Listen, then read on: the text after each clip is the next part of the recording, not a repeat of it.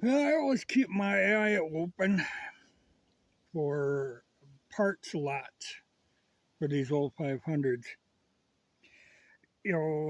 Often if people are scrapping one out, either an XT or TT or an SR, they sell off the what they consider to be the valuable parts. Like a head or a cylinder. And they ask quite a little money for them. But when they're all done, selling off odds and ends,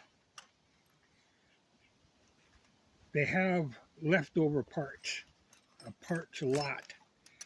And I keep an eye on them because they can be very profitable. I sometimes they're a joke because sometimes they've got a lot of broken parts and old rusty chains and wore out sprockets, stuff like that. That is just a waste of postage. But now this particular bunch looks very good. I can tell. I look at the pictures and I can tell what I'm dealing with. But like this is a neutral switch. Well, okay, that's fine to have. For your light. I think transmission shift fork circlip. A lot of little odds and ends. Like bearing retainers. Don't often need to replace them, but this is a good thing to have. It's actually the brake light switch bracket that actually mounts on a motor mount. So that's good. That's good to have. This holds your cam chain tensioner. Shifter detent. When you shift the transmission and it clicks into gear, this is the clicky part. They don't often go bad, but they can break that spring down in there. So that's all right to have a spare one of them on hand. Lock plate. Okay, this is one of the main reasons I actually bought this bag of goods. It's the sprocket spacer for an XT. Now, the XT and the SR run two different thicknesses of spacers. This is actually thicker in this dimension than what an SR is because an SR runs a 530 chain and XT runs a 520 chain. Now, it's not uncommon to replace that 530 chain with the 520, and then you have to use this spacer to get the proper chain alignment. They actually sell a kit with the sprockets and the chain and the spacer and call it a racing upgrade. I like the 530 chain. I run that on my street bike because it wears longer than a 520 chain. The tensile strength is about the same, but it wears longer.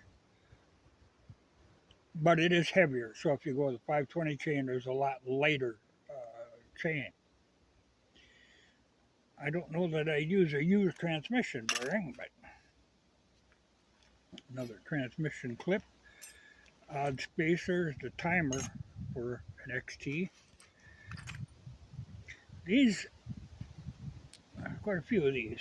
These are good to have. They are the locating pins for all of your side covers and the cylinder to the head and between the two case halves.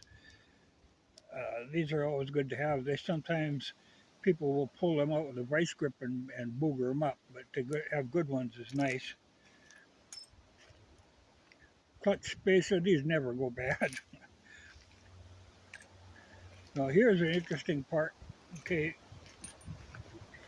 now it's two parts. It's a broken part. But what it is the Kickstarter. It's the part that disengages the Kickstarter, so that when you let the pedal up, after you've started it, the pedal comes up, and then it disengages the ratchet gears. I have seen these broke before, and I know why that is. If you don't use a compression release and you just go and kick like a nut, what can happen is it can kick back, the pedal comes back up, and since there's tension on it, because it's trying to throw you over the handlebar, the ratchet won't release, and when it gets up to this part that's trying to force it to release, it just snaps it. I've seen that in parts lots before. It's a bad habit people have. You got to learn to use that compression release. Actually, I know where this goes. It's on a case screw, and it's to hold the wiring from your alternator into the case so it doesn't get caught up in your chain. It's good to have one of them. Things like that can get misplaced. Here again is a part that often gets lost or doesn't come with a set of cases if you buy them. It is a spacer that goes between the cases on the rear motor mount. And if you don't put this in there when you reassemble the motor, it puts a hell of a strain on the cases. You can easily crack that little ear tab that comes up for the case. They got to be in there, so good to have a spare one of them. These I don't really use, but it's okay to have another one. They're a rubber spacer that goes between the cooling fins. And all it does is to try to keep the noise of the cylinder down. Because, your cylinder fins are sticking out there and they get to vibrate and it'll transmit sound. And this idea was to kind of keep that mechanical noise down. So they've got a pile of these stuck. I don't use them partly because they interfere with the cooling, your airflow, and also if there's noise going on in that cylinder, like if a ring is sticking or it's starting to score, I want to be able to hear it. No, it's all good stuff. I come out real good on them parts lots like that. Sometimes it could be like even just this one part. These aren't available any longer. And a lot of times they will disappear on you. Gotta have them. I've actually had to modify ones that were made for the 1100. You can cut them down to make them fit on an SR or an XT. But it's nice to have the original one. Love them little part slots. But it is funny, like I say, this is a broken part that's no good for anything. But so many times, if you look at the pictures, if you know what you're looking at, you can see there's a lot of broken parts that just make it worthless, or wore out parts like old wore out sprockets. What's the point of paying postage on them? But this, no, I come out good on this, like this in itself. Very good to have.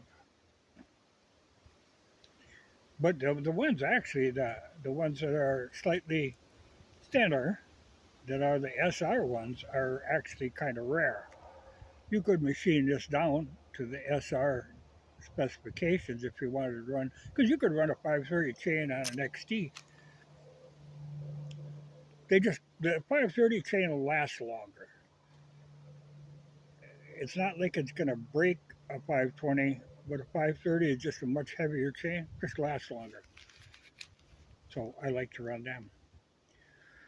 Not exactly remembering where the spacer goes, though I suspect it might be on the crankshaft, yeah. But that's a good little group.